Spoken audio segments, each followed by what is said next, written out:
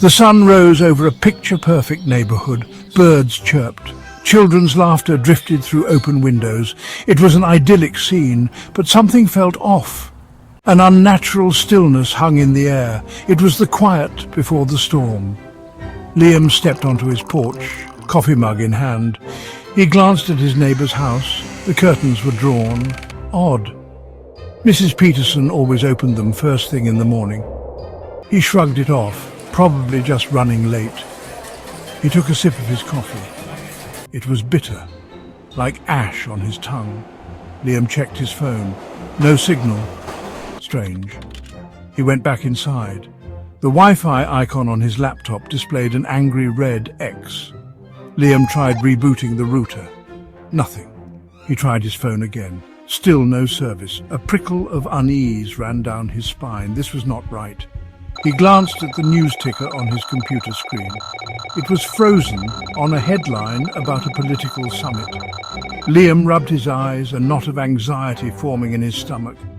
The world outside his window felt increasingly surreal. A carefully constructed facade ready to crumble.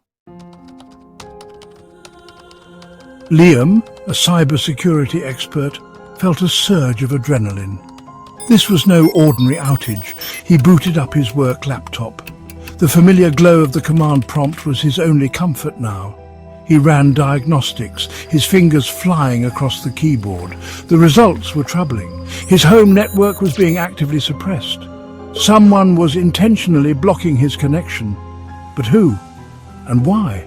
He tried accessing his usual secure channels. All down. He was completely isolated, trapped. He thought of his friends, Maya, Ben and Chloe. They needed to know. He used his old ham radio, hoping to reach someone, anyone. Static.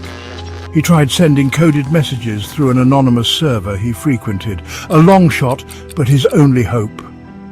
Hours passed. The silence was deafening. His messages remained unanswered. Liam felt a chill run down his spine. He was alone. Whatever was happening, it was bigger than he could have imagined, and it was closing in. The silence was shattered. A high-pitched whine resonated through the air, followed by an ear-splitting crack. Liam watched in horror as his laptop screen flickered and died. The power was out. He rushed to the window. The streetlights flickered erratically, casting grotesque shadows that danced on the walls of his neighbours' homes. Car alarms blared, a discordant symphony of chaos. The hum of electricity, the lifeblood of their modern world, was gone. He saw his neighbours stumbling out of their homes, confusion and fear etched on their faces. Some pointed at the sky, where a strange pulsating glow emanated from the direction of the city centre. It was like watching the world unravel, thread by thread. Liam's heart pounded in his chest. He knew with chilling certainty that this was it, the event he had always feared, the day the digital world, the world they had become so reliant on, turned against them. The night was shattered by the roar of engines. Trucks bearing the insignia of the Directorate, the shadowy organization that controlled their lives, rolled through the streets. Armed men in black uniforms poured out, their faces hidden behind cold, expressionless masks. Liam watched in horror as his neighbours were rounded up like cattle. Their pleas for information were met with brutal silence. Those who resisted were subdued with terrifying efficiency. Their cries were quickly silenced. He knew he couldn't stay here. The Directorate was rounding up anyone who posed a threat, anyone who questioned their authority. He was as good as dead if they found him. Liam grabbed his go bag, a pre-packed kit for emergencies. He had to find Maya, Ben and Chloe. They were his only hope. He slipped out the back door, melting into the shadows, the sounds of his neighborhood's demise echoing in his ears. Liam moved through deserted backyards, his heart pounding. The Directorate's presence was everywhere. He could hear the barking of dogs, the shouts of soldiers, the terrified screams of his neighbors. The air crackled with fear. He reached Maya's house, his breath catching in his throat as he saw 2 Directorate soldiers standing guard outside. He ducked behind a bush, his mind racing. He had to warn her, but how? He couldn't risk being seen. He noticed a loose brick in the wall, a childhood secret he and Maya shared. He carefully removed the brick, revealing a small hollow space.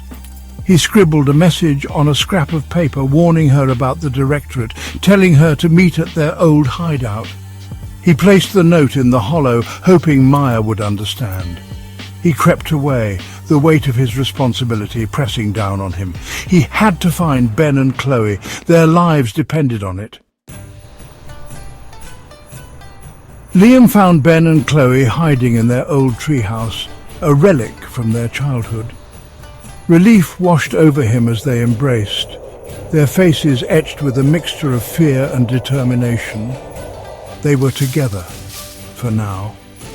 They huddled around an old battery-powered radio, listening to the fractured reports coming from outside their city. The world was in chaos. Governments were falling.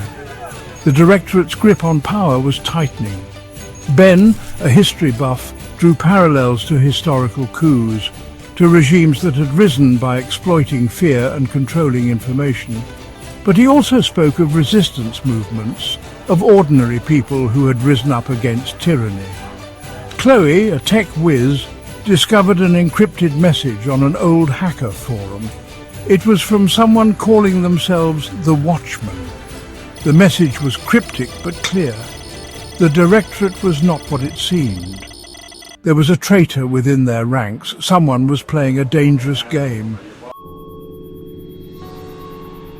Liam stared at the message on the screen, his mind racing. The Watchman, a name whispered in hushed tones in the darkest corners of the internet, a legend. But who was he? And why were they being contacted now? The message contained a set of coordinates, a location deep in the heart of the city. A trap or a lifeline? They had no other choice. They had to trust the Watchman. Their lives and the fate of their world might depend on it.